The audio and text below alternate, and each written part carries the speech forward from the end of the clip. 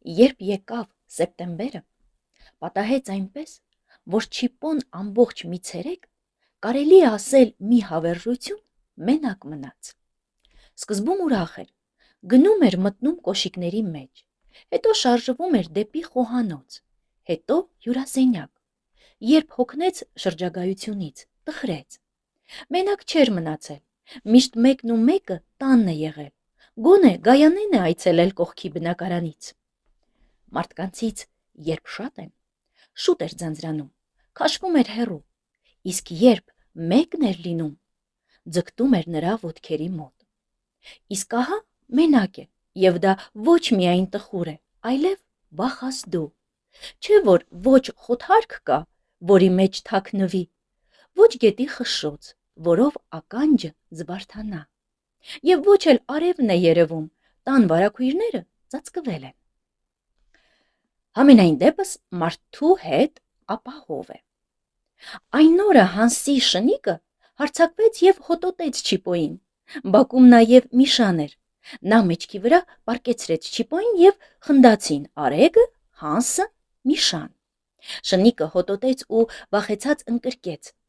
Չիպոն թաթերը դուրս ձգած փորձում էր շրջել իրեն, չէր ստացվում, ասֆալտը ողորկ էր մանրահատակի նման։ Արեգը օգնեց, չթողեց Չիպոյին անհարմար վիճակում, իսկ հիմա մենակ է Չիպոն եւ մտածում է, ինչպես դուրս գա այս տխուր կեցությունից։ Դուռը չխկաց, Լիլիթն է, հյուրասենյակից տեսավ նրա կոշիկի կողքը։ Չիպո ջան, ո՞նց ես, հո տխուր չես, հարցրեց նա եւ մտավ խոհանոց։ Ձեռքերից տոպրակներ էին կախված։ Չիպոն չպատասխանեց հարցին, այսինքն պատասխանեց, բայց Լիլիթը չլսեց։ Իսկ Չիպոյի պատասխանը հարկ է, որ մենք իմանանք։ Տխուր եմ, բա ինչ եմ։ Լիլիթը խոհանոցից զեկուցեց։ Դպրոցի դասերը սկսվեցին, ես դաս տվեցի, Արեգը դաս առավ, Գայանեն գործի է, Ջուզեպեն դեռ գնում է աշխատանքի, դու ցերեկները որոշ ժամանակ մենակ կլինես, մի տխրիր։ Չիպոն ուզում էր ասել, բայց չասեց, որ շատ ձանձրալի ու տխուր բան է ձեր դպրոցի ժամանակը, գոնե կարճ տևեր, փոխանակ դպրոցի ժամերը կրճատեն, աշխատողներին են կրճատում։ Ինչ լավ է, դուռը բացվեց, Արեգը եկավ, պայուսակը նետեց իր ննջասենյակի բազմոցին ու թռավ Չիպոյի մոտ, որն արդեն մոտեցել էր խոհանոցին։ Չիպո ջան, արի քեզ բան եմ ասելու։ Տարավ իր ննջասենյակ եւ Չիպոյի ականջին շշնջաց. Աննան կարոտել է քեզ, ասաց Չիպոյին բեր տեսնեմ, նա ինձ սիրում է երևի, թե չէ քեզ չէր կարոտի, քեզ վաղը դպրոց կտանեմ։ Այս մտքից Չիպոն համ ուրախացավ, համ տխրեց։ Սարսափելի էր դպրոցում, երեխաները վրա տվին ու քաշքշում էին Չիպոյին, խնդում նրա փոքր գլխի վրա, անզոր ճանկերի տեսքից քրքջում էին, միայն Աննան էր շոյում Չիպոյի վիզը, եւ Արեգն էր կանաչ անհամ թուփ տալիս։ Դասը սկսելուն պես Արեգը Չիպոյին պահեց նստարանի դարակի մեջ։ Երեխաները լուռ նստել էին, եւ մի կին անընդհատ խոսում էր գերմաներեն։ Քիչ էր մնում, Չիպոն զայրույթից չմփա ընկնի հատակին, բայց Արեգի ձեռքը նրա մեջքին էր։ Վերջապես դասատու անվամբ կինը լռեց եւ խոսեց մի տղա։ Եվ գիտեք ինչ էր ասում։ Իբր երկիրը կլոր է, մարդիկ քայլում են ուղիղ, եւ դա է մարդ ու կենդանիների տարբերությունը։ Դասատուն գովեց տղային եւ բարձր թվանշան դրեց մատյանում։ Հետո բոլոր երեխաները մեկ առ մեկ կրկնեցին, որ երկիրը կլոր է եւ միայն մարդն է ուղիղ քայլում։ Բոլորն էլ գերազանց ստացան, բայց երբ Արեգը պատասխանեց, դեռ չէր հասցրել ասել երկիրը կլոր է, երբ Չիպոն ընկավ դարակից ու չմփ ձայնը բռնեց դասարանը։ Դե երեխաները թռան տեղներից, հավաքվեցին Չիպոյի գլխին։ Աննան կռացավ, վերցրեց ափի մեջ եւ ուղիղ կանգնեց։ Չիպոն հասկացավ դասի իմաստը և մտքում ծփաց Աննայի ուղիղ կեցվածքի փառավոր արժանապատվությունը։ Դասատուն գոռգոռաց և Արեգին վատ նշանակեց, որից Արեգը կարմրեց և մաքուր գերմաներենով ասաց. «Ախր ես գիտեմ, որ մարդն է ուղիղ քայլում, և դա է նրա ու կենդանիների տարբերությունը»։ Իսկ դասատուն ասաց զայրացած. «Դու խանգարում ես իմ դասը չորքոտանիներով, իսկ ինձ պետք չէ քո ուղիղ քայլքը։ Նստիր»։ «Նստեք, դե շուտ նստեք երեխաներ, թե չէ բոլորիդ դուրս կվռնդեմ»։ Լավ է, զանգը հնչեց, և դասատուն մատյանը դրած թևի տակ ցից գնաց։ Դասամիջոցն ուրախ էր, Չիպոն էր տանջվում ձեռքերի մեջ։ Հաջորդ դասը թվերի մասին էր։ Չիպոն այնքան թիվ լսեց, որ կարծեց ինքն էլ է թիվ։ Այդ պահին դասատու տղամարդը վճռական ասաց. «Ամեն ինչ թիվ է, երեխաներ, դուք էլ եք թիվ, աստղերն էլ են թիվ»։ Սա մեծ փիլիսոփայություն է, մտածեց Չիպոն, բայց ինչու են այսքան հանդիսավոր ասվում պարզ բաները։ Դասատուն շարունակեց. «Եթե թվեր չլինեն, մարդ չի թռչի տիեզերք»։ Չիպոն անտանելի ցավ զգաց գլխի մեջ, միտքը ճչաց. ինչու են անվերջ մարդու մասին խոսում, չէ որ տիեզերքում միայն մարդիկ չէ, որ ապրում են, առանց թվերի արծիվը երկինք է բարձրանում, առանց թվերի նույնիսկ մոծակն է հասնում ծառի կատարը։ Ծակ փիլիսոփաներ են այս դասատուները։ Հաջորդ դասը քիմիայի մասին էր։ Ջուզեպպեի տղա Մարկուսը անվերջ հարցեր էր տալիս Արեգին։ Արեգն էլ բացատրում էր ինչ բան է H2O-ն և մյուս բանաձևերը։ Չիպոն ուրախացավ, որ հայաստանցի տղան գերմանացուց լավ գիտե ինչ բան է աղաթթուն։ Թեպետ ոչ աղն է մի բան, ոչ էլ թթուն, մտածեց Չիպոն։ Չիպոյին քիմիան հետաքրքիր թվաց մինչև այն պահը, երբ իմացավ, որ յուրաքանչյուր կենդանի քիմիական տարրերից է կազմված։ Չիպոն չընդունեց այդ գաղափարը։ Ոչ, իր մեջ աղ և թթու չկա։ Ինքը երբեք աղ դրած միս չի կերել և թթու դրած կաղամբ չի ուտի։ Ինչ է, բնական կաղամբը վատ է։ Այս մարդիկ շեղվել են բնական ճշմարիտ ուղուց, եզրափակեց Չիպոն ու ննջեց։ Մեկ էլ արթնացավ, երբ Աննան ուղիղ Չիպոյի ականջի տակ շշնջաց. «Դու շատ քաղցր Չիպո ես»։ Չիպոն զգաստացավ, չլինի ուզում է համտեսել։ Արեգը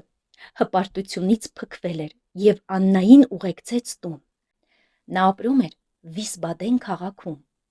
Հետո Չիպոն և Արեգը ավտոբուսով հասան Հոխհեյմ։ Չիպո, Լիլիթին չասես, որ ցածր եմ ստացել։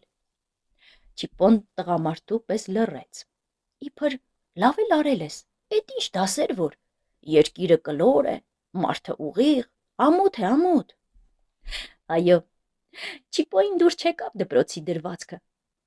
ավելին էր նա սպասում։ Երեկոյան Լիլիթ հենց տուն եկավ մի տղամարդ։ Կարելի է ասել երիտասարդ, կարելի է ավելի ստույգ ասել մի հայ երիտասարդ, բայց կարելի է ավելի ճիշտ ասել Հայաստանից երկար տարիներ Մոսկվա գնացած հայ երիտասարդ, բայց ավելի ստույգ կարելի է ասել Մոսկվայից Վիսբադեն քաղաք տեղափոխված Արշակ անունով հայ երիտասարդ, որ այդքանն ասացինք, ուրեմն կարելի է չափազանց ստույգ ասել։ Արշակը կրյա շատ է սիրում, որովհետև նա երեխա չունի, որովհետև կին էլ չունի։ Արշակը, լսելով Չիպոյի կյանքն ու գործը, Գերմանիա հասնելու ոդիսականը, խիստ ուրախացավ և որպես ցնցող լուր Լիլիթին ասաց այնպես, որ Ջուզեպպեն էլ ցնցվի։ Մեր բարեկամը կարող ես գուշակել ով։ Ամուսնացել է Հիտլերի աջ թևի թոռնուհու հետ և ապրում է Համբուրգի դղյակներից մեկում։ Լիլիթի աչքերը չռվեցին, շատ նմանվեց կրիայի, իսկ Ջուզեպպեն վաղուց էր նման կրիայի, թեպետ ինքը Ջուզեպպեն վերջերս է բացահայտել Չիպոյի հայտնվելուց հետո։ Լիլիթը մտքի մեջ ընկած փորձում էր գուշակել և բարձրաձայն ասաց. Արամը։ Ոչ, ժպտաց Արշակը, էլի գուշակիր։ Լիլիթը նորից նմանվեց մտածող կրիայի։ Վարուժանը։ Չէ, լավ չես փնտրում, շատ մոտ բարեկամ է։ Հարազատ, ասաց Արշակը։ Ջուզեպպեն էլ կարծես մտքի մեջ ընկավ, սակայն Արշակը, շոյելով Չիպոյի վիզը, բարիացավ ու չշարունակեց գուշակության տանջանքի մատնել Լիլիթին և ասաց. Լավ, մի քեզ կոտորի, արդիկը, հորեղբորդ տղա արդիկը։ Լիլիթը քիչ էր մնում ընկներ հատակին։ Ոնց, ախր նա Մոսկվայում էր, ասաց Լիլիթը։ Այո, Մոսկվայից տեղափոխվել է Համբուրգ և ամուսնացել Հիտլերի աջ թևի թոռնուհու հետ, հանգիստ ասաց Արշակը։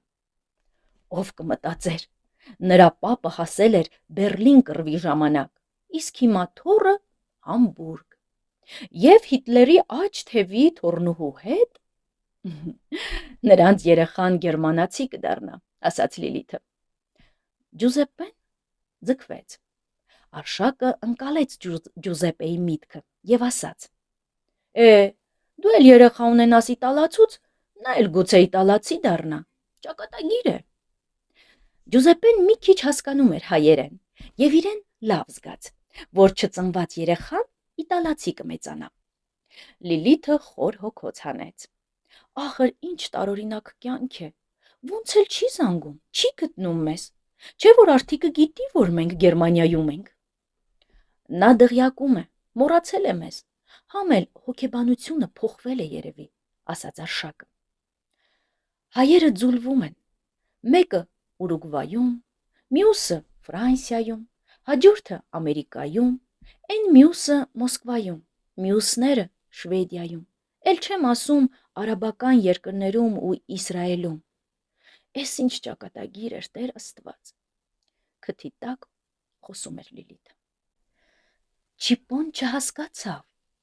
ինչպես պիտի Հիտլերի աջ թևի հետ ձուլվի արդիկը, կամ էդ ինչ կաթսա է, որ ձուլում է հայերին։ Կարող է աշխարհը մի մեծ կաթսա է, որի մեջ եփվում հալվում են հայ կոչվածները, մտածեց Չիպոն։ Դարերով ձուլվում ենք, ասես Չիպոյի միտքը կարդալով, եզրափակեց Լիլիթը։ Իսկ Չիպոն շարունակեց պատկերացնել հայերի ձուլման ընթացքը։ Նա տեսնում էր, ինչպես են կաթսայից հանում հայերից սերված այլազգի արարածների։ Նրանք չեն էլ հիշում իրենց նախնիներին և ուրախացած, որ դուրս են թռել եռացող ամանից, վազում են տարբեր ճամփաներով։ Նրանցից ոմանք, ըստ Չիպոյի պատկերացման, նորից ետ են վազում կաթսա և փորձում են հայի վերածվել։ Նման խիզախներին քշում են Հայաստան և թռչում Մարմարիկ գետում։ Չիպոն չէր հասկանում, թե ինչքան են այս հայերը, որոնք անվերջ ձուլվում են, բայց դեռևս բազմանում են ու էլի հալվում եռացող, քլթքլթացող պղնձի մեջ։ Արձաններ են ձուլվում և դրվում աշխարհի պատվանդաններին։ Չիպոն վախենում էր այդ սարսափելի տեսարանից և զարմանում, թե ինչպես են հայերը դիմանում այդ բարձր ջերմաստիճանին։ Ջերմադիմացկուն մարմիններ են, մտածեց Չիպոն։ Իրոք, Հայաստանն արևին ավելի մոտ է, քան Հոխհեյմը։ Եվ շատ հարգեց իր հայաստանցի լինելը և հիշեց իր ժառանգական կապերը, հատկապես Կարնա պապին։ Իսկապես, հիշողությունը մի լվացքապարան է, որ գալիս է աշխարհի սկզբից և նախնիները տարբեր գույնի շորերի պես փողփողում են պարանին։ Կարնապապիկը կանաչադարչնագույն շապիկ է, քամուց ծածանվում է և պատմում իր գլխով անցած գնացածը։ Մի օր նա անցնում էր հանքավանի բարձր խոթարքի մոտով, երբ մեղրաձորից թուղթը ձեռքին մի փոստատար վազելով հասավ երկու հունձ անող տղամարդու։ Շնչակտուր կնքված թուղթը պարզեց նրանց ու գլուխը կախեց։ Կարդացին հնձվորները և սրատված խոտի պես նայեցին միմյանց ու փոստատարին։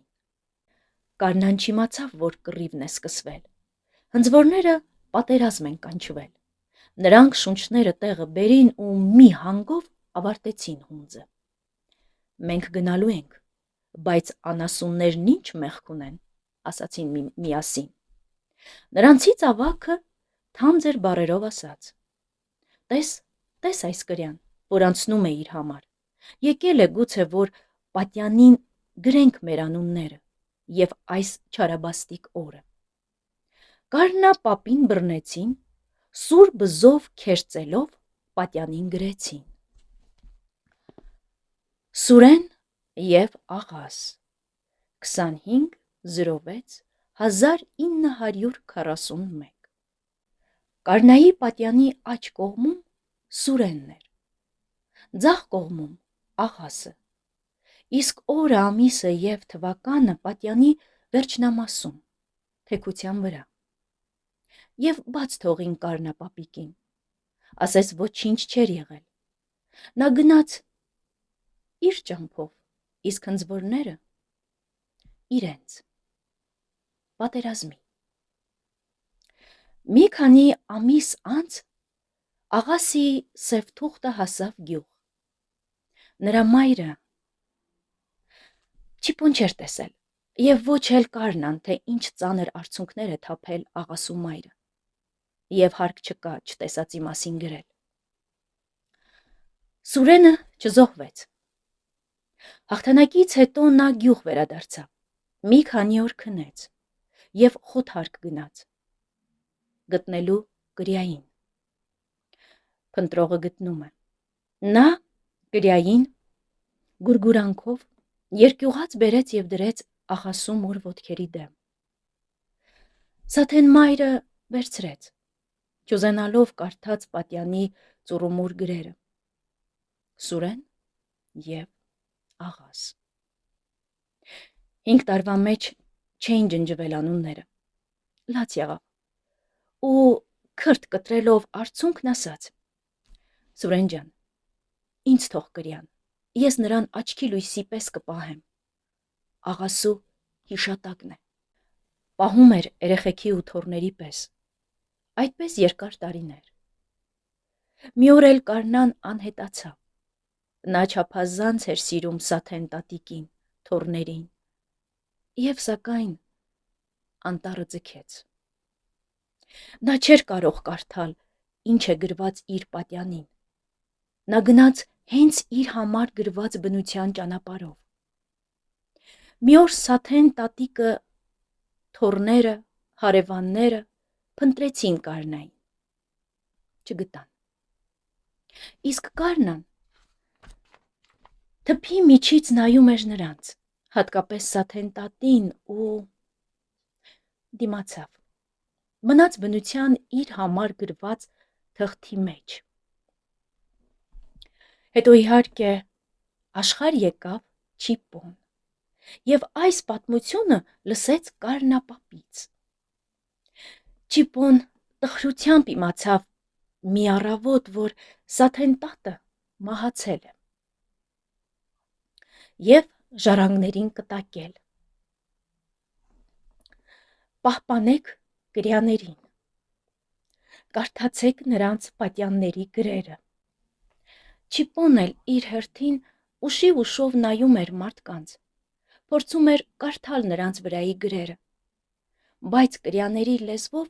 շատ քիչ բան էր գրված երկհոտանիների արտաքնին, բայց այդ քիչն էլ բավական էր մարդկանց պահպանելու և սիրելու համար, հանուն կրյաների և մարդկանց հարազատության։ Նա մանավանդ, երբ մի արևի տակ են ապրում, և այն էլ շատ է նման երկնքի միջով դանդաղ շարժվող կրյայի։ Այսքանը, իսկ շարունակությունը կլսեք հաջորդ անգամ։ Կհանդիպենք։